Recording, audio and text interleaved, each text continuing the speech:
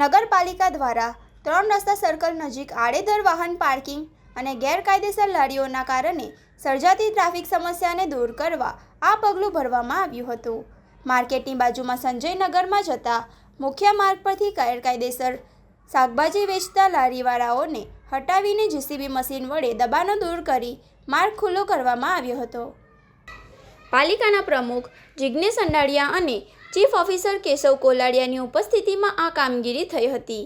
પાલિકાએ છૂટક શાકભાજી વિક્રેતાઓની રોજીરોટી ન છીનવાય તે માટે માર્કેટની બાજુમાં વ્યવસ્થિત જગ્યાની ફાળવણી કરી હતી। જોકે મહિલા વિક્રેતાઓએ આ ફાળવણીનો વિરોધ કરીને માર્કેટમાં જ બેસવાની ઉગ્ર રજૂઆત કરી હતી। દબાણ હટાવવાની કામગીરી ચાલુ રહેતા મોટી સંખ્યામાં મહિલાઓ અને વેપારીઓ નગરપાલિકા કચેરીએ પહોંચ્યા હતા। આ દરમિયાન મામલો વધુ ગરમાયો જ્યારે આમ આદમી પાર્ટીના અગ્રણી નીતિન વસાવા અને શહેર ભાજપ પ્રમુખ ધર્મેન્દ્ર પુષ્કરના વચ્ચે શાબ્દિક ઘર્ષણ થયું। બંને પક્ષો વચ્ચે ઉગ્ર બોલાચાલી થતાં કચેરી પરિસરમાં તણાવભર્યું વાતાવરણ સર્જાયું હતું। સ્થિતિ વધુ ઉગ્ર બનતા હાજર લોકોમાં પણ ચર્ચા જાગી હતી। જોકે બાદમાં અન્ય આગેવાનો અને અધિકારીઓએ દરમિયાનગીરી કરીને મામલો શાંત પાડવાનો પ્રયાસ કર્યો હતો। દબાણ હટાવવાની કામગીરીને કારણે પોલીસ બોલવાની ફરજ પડી હતી। આજ રોજ વર્ષો જૂની અહીંયા ટ્રાફિક સમસ્યા હતી એના અનુસંધાનમાં છેલ્લા અઠવાડિયાથી ગામડેથી જે ટોપલા લઈને બહેનો જે શાકભાજી વેચવા આવતા હતા એમના માટે અમે આજ રોજ બાજુના જ શાક માર્કેટ બાજુની જગ્યામાં અમે બધું ડિમોલિશન કરી એમના માટે વ્યવસ્થિત જગ્યાનું આયોજન કર્યું છે। ત્યાં આગળ પટ્ટા પાડીને આ બધી બહેનોને વ્યવસ્થિત રોજી રોજગારી કરી શકે એવી રીતની એ કરી અમે લોકોએ એમનું આયોજન કર્યું છે। સાથે જ આજ રોજ સંજયનગર બાજુ જતો જે રોડ હતો તેવી રસ્તાની વચ્ચે જે લારીઓ હતી એ પણ હટાવીને તાત્કાલિકના ધોરણે એનું પણ ડિમોલિશન કરીને હંગામી ધોરણે એ રસ્તો પણ અમે શરૂ કરી દીધો છે। હજુ પણ અમારું સર્વે ચાલી રહ્યું છે। હજુ પણ આની જે બી કાંઈ ડિમોલિશન કરીને જે બી કાંઈ હજુ વધારેની સુવિધા અમે પૂરી પાડીએ એવી અમે આયોજન કરવાની બાંહેધરી આપીએ છીએ। પહેલી મારી એક નમ્ર વિનંતી છે કે આ બહેનોના કેટલી બહેનોના હાથમાં બંગડી નહીં, હાથ ઊંચો કરજો, કેટલાના ઘરવાળા નથી તે તમે જોઈ શકો છો ને।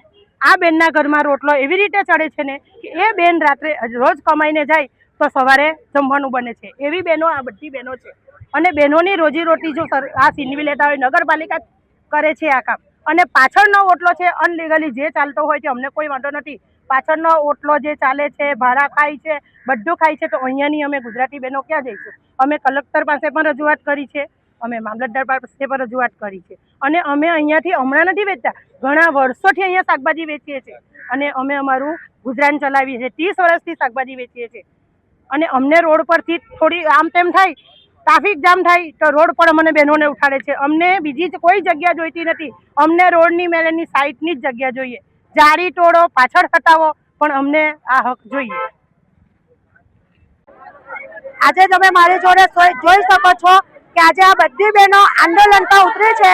આજે વિધવા બહેનનો હક છીનવી લેવામાં આવે જ્યારે નગરપાલિકા અમને જો નિરાકરણ નહીં આપશે, નગરપાલિકા જો અમને સાથ સહકાર નહીં આપશે, નગરપાલિકા જો અમારી જગ્યાએ અમને બેસવા દેવામાં આવશે નહીં તો આના માટે અમે આનાથી ઉગ્ર આંદોલન કરવા તૈયાર છીએ।